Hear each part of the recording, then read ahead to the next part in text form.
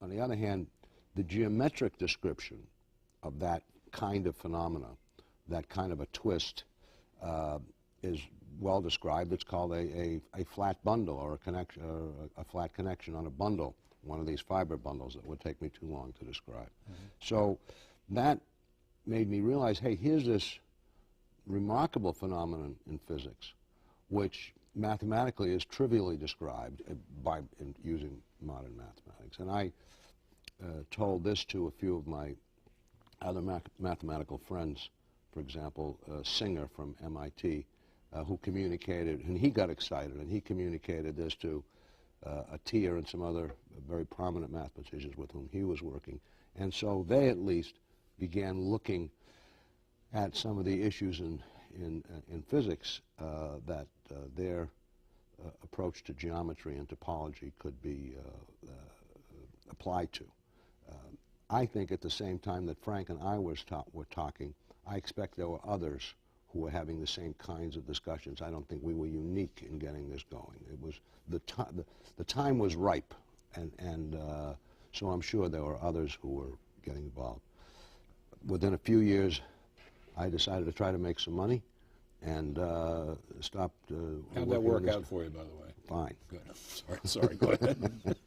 You didn't ask Jim whether his ability to make money is related to geometry. Yeah, you could ask me that. And I intend to. And it isn't. I was wondering whether you had discovered some secret formula. No secret formula for producing things in the marketplace. Well, to get back to the center which you are funding, what do you expect out of that? I expect good science. I think because of the focus, we have a chance to see some very interesting developments there. I think I did it for one thing because, or we did it because we wanted to make a gift to Stony Brook. I feel Stony Brook gave us a lot, and we were going to make a gift to Stony Brook of some sort or another in connection with their capital campaign. But this subject I began to realize this would be an excellent thing to use that money for. So we focused on this, and I'm hoping great results come, and a lot of people get trained, and it becomes a fount of knowledge in this area. And you must be very interested in that. Yeah, please allow me to supplement what Jim said. From the physics side, in the 20th century, starting with Einstein, Heisenberg, Bohr, through several revolutions, there was great progress.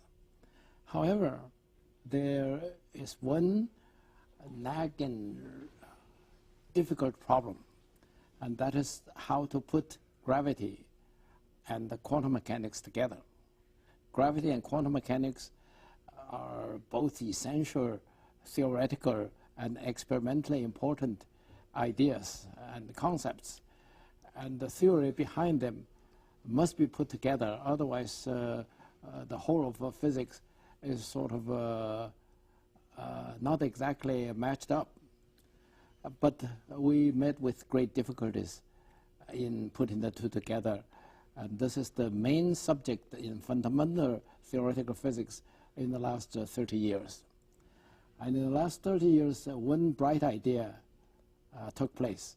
It's called superstrings, or string theory. Mm-hmm. So string theory now attracts, I would say, at least 1/3 of all the brightest young PhDs in theoretical physics. It is the hottest field in the last 30 years. And string theory is deeply entangled with deep mathematics, and especially with deep geometrical and topological mathematics. And that must be one of the reasons in the back of Jim's mind in funding this center, because this center would concentrate on deep geometrical, topological problems, many of which came from the string theorists. So I would presume that when they make appointments in the center, there would be people who would be working in geometry, who would be working in string theory, and who would be working in between the two. Those are the appointments you'll be making? Primarily. There'll be, there'll be a faculty of 7, a director and 6 faculty members, permanent members, and then about 30 visitors every year. And many of the visitors, and perhaps most or even all of the faculty, might be as Frank described. But there'll be other, and always have been, strong interactions between even the geometric side of mathematics and physics. So I think we don't want to be known as a string theory institute per se. String theory has come. There may be other theories that develop along the line, and we want to stick to, I think, the geometrical side of things, which is a very, very broad statement. But string theory and those problems in physics that relate to that, which are going to be many, right now string theory is, as Frank says, the hot thing.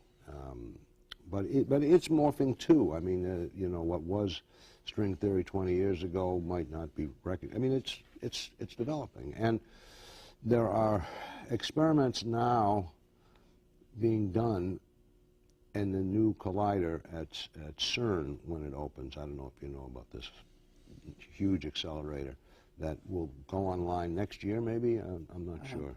Perhaps if they do not get more funding problems. Okay, well, I ran to the rescue of Rick, but I don't think I'm going to run to the rescue of CERN, so they're going to have to figure that one out for themselves. You ran to the rescue of the one at Brookhaven National. Yeah, I did. You did. But CERN is of a high enough energy, and Frank can obviously say much more about that than I, but that at the edge of those energy levels, certain conjectures, I think supersymmetry is one, might be verified. So certain things in modern physics, in particular in string theory, might have some experimental justification as a result of experiments there. Frank, you must be able to say more than... Yeah, well, we are all looking forward to what will come out of what is called the LHC at CERN, which probably would come working, if not this year, next year. And one of the crucial questions is whether they will find a particle called Higgs particle. The good thing about it is that Higgs, Higgs is an Englishman. If they find the Higgs particle, it will be very good. If they do not find the Higgs particle, in my opinion, it will be even better. Why? Because all the theories converge to the Higgs particle, and if it exists, everything is smoothed out. Everything is very good. If it doesn't, it means that we are going the wrong channel. We have to completely rethink. That means there may be a revolution coming. So in many senses, that is even better. But anyway, it's Frank's a revolutionary. He likes revolution for its own sake. No, but the reason Einstein is so famous is because he personally created 2.5 revolutions. So if you talk to a bright young physicist, he would like to have more revolutions rather than not. But anyway, the CERN event is a very important one. So we are all looking forward to that. No matter which way it turns out, it means that we will have more material to think about, and it's clear that those material would be in between mathematics, would be in between geometry and physics. And it will prove it one way or the other when it will. Yes. Yeah, that should. And there are other things too, I think, that are other results that could, I think there's a lot that could come out of CERN. Have they already asked you to rescue them? No, Not yet. no. I'm not. Don't be opening the I'm not mail. advertising my availability either. That's a big project. Let somebody else open your mail for you. I want to say something about what Frank said about geometry Yes. dictating things. As Frank said, the general relativity said, look, the universe, four-dimensional universe, including time, has a shape to it. It's not flat. It has a shape, and that there's more bending in the presence of more mass and less bending in the presence of less mass, and that bending is what causes things to come together, like rolling down a channel or something like that. So the geometry forces the physics, or in a sense determines the physics, and that's, as Frank said, you know, it was a fabulous development. Now, those are very macro things. You're looking across billions and billions of miles and so on. So now, if you go to the opposite time, space scale, look very, very, very, very small. Look at distances of, you know, 1/10 with 30 zeros, really small. There may be geometry going on at that scale. There may be some interesting geometry at that scale. In fact, there seems very likely to be. And a scale that is undetectable, obviously, as we're sitting here by us, but nonetheless, there may be something going on way, way, way, way down there. So that I think it was Wheeler who first sort of hypothesized maybe space is sort of a foam-like thing. And at the very smallest space scales, there may be little bubbles or this, that, or the other thing. To the extent that something like that is true, then you might end up with a situation where the microgeometry of space drives quantum mechanics or some of the other physics. So it's possible that Einstein's dream or Einstein's approach to geometry explaining the physics could even end up at the micro scale. And again, I emphasize, I really mean a micro scale. That the geometry there could also perhaps simplify or drive the physics. You have a thought on that? Yes, in general, there's some speculation about this. As I said, there's the question of how to marry gravity with quantum mechanics. And when you talk about that, these extremely small regions immediately come into play, obviously. How that is going to play out is everybody's speculation. And that is deeply entangled with this string theory also. For sure, for sure.